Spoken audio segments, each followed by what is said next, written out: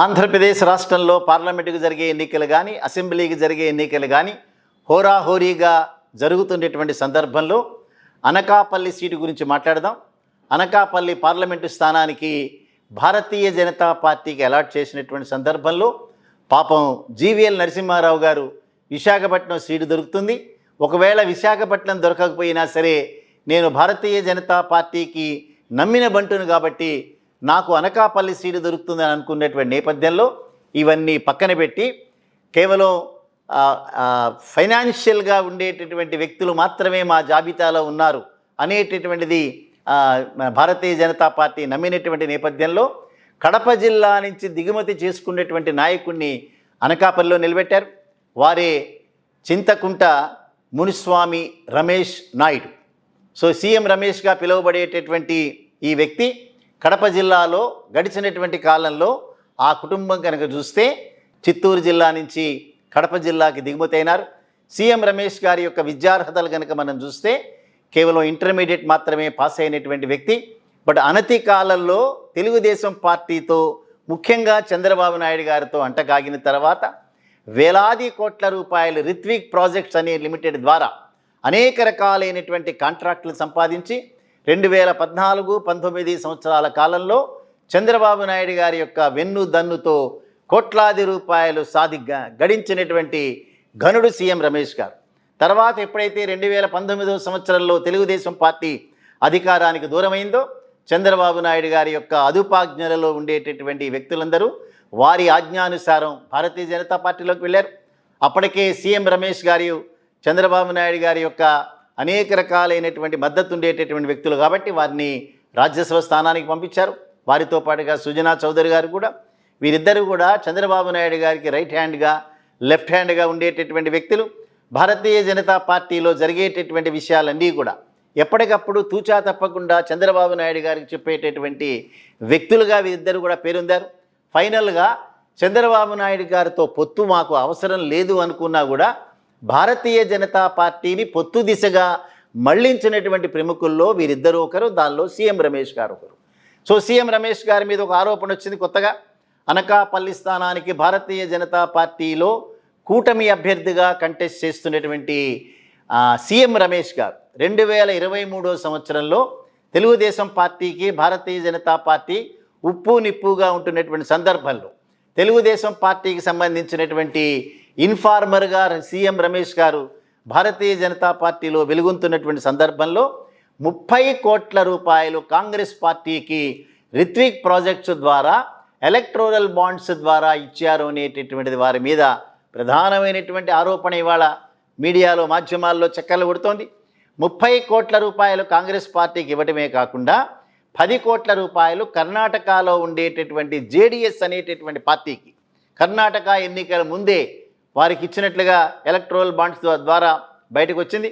అదే రకంగా తెలుగుదేశం పార్టీకి మరొక 5 కోట్ల రూపాయలు, అంటే భారతీయ జనతా పార్టీలో సభ్యుడిగా కొనసాగుతున్నటువంటి పార్లమెంటు సభ్యుడిగా ఉన్న సీఎం రమేష్ రిత్విక్ ప్రాజెక్ట్స్ ద్వారా వేలాది కోట్ల రూపాయలు ఆంధ్రప్రదేశ్ రాష్ట్ర ప్రభుత్వాన్ని నుంచి సంపాదించుకున్నటువంటి వ్యక్తి భారతీయ జనతా పార్టీకి మాత్రం ₹1 ఇంతవరకు కూడా ప్రత్యక్షంగా ఇచ్చినటువంటి దాఖలాలు లేవు. కానీ కాంగ్రెస్ పార్టీకి 30 కోట్ల రూపాయలు ఇచ్చినటువంటి సందర్భాలు బయటకు వచ్చినాయి. వారి సమాధానం చెప్పాలి. భారతీయ జనతా పార్టీలో ఉంటూ తెలుగుదేశం పార్టీకి ఇన్ఫార్మ్ చేస్తూ కాంగ్రెస్ పార్టీకి 30 కోట్ల రూపాయలు ఇవ్వటమే కాకుండా కాంగ్రెస్ పార్టీ జేడీఎస్ రెండూ కూడా ఉప్పు నిప్పుగా కర్ణాటక రాష్ట్రంలో కొట్లాడుతున్న సందర్భంలో జేడీఎస్ పార్టీ కూడా 10 కోట్ల రూపాయలు ఇవ్వటం అనేటటువంటిది ఒక అద్భుతమైనటువంటి రాజకీయ ప్రక్రియగా మనం దీన్ని భావించాలి.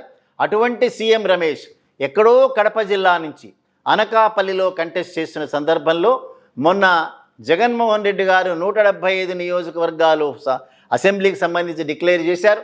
25 నియోజకవర్గాల్లో ఒక్క అనకాపల్లి మాత్రం పక్కన పెట్టి మిగతా 24 నియోజకవర్గాలు డిక్లేర్ చేశారు. ఇవాళ అనకాపల్లి నియోజకవర్గం నుంచి ప్రస్తుతం జగన్మోహన్ రెడ్డి గారి ప్రభుత్వంలో ఉప ముఖ్యమంత్రిగా ఉన్నటువంటి బూడి ముత్యాల నాయుడు గారు, అంటే వారు మాడుగుల నియోజకవర్గం నుంచి ప్రస్తుతం ఎమ్మెల్యేగా ఉన్నారు. బూడి ముత్యాల నాయుడు గారు మాడుగుల నియోజకవర్గాన్ని ప్రాతినిధ్యం వహిస్తున్న ఎమ్మెల్యే రేపు అనకాపల్లి నియోజకవర్గం నుంచి సీఎం రమేష్ని ఓడించడానికి వైసీపీ అభ్యర్థిగా నిలబడబోతున్నారు అనేటటువంటిది ఇది ఒక బ్రేకింగ్ న్యూస్.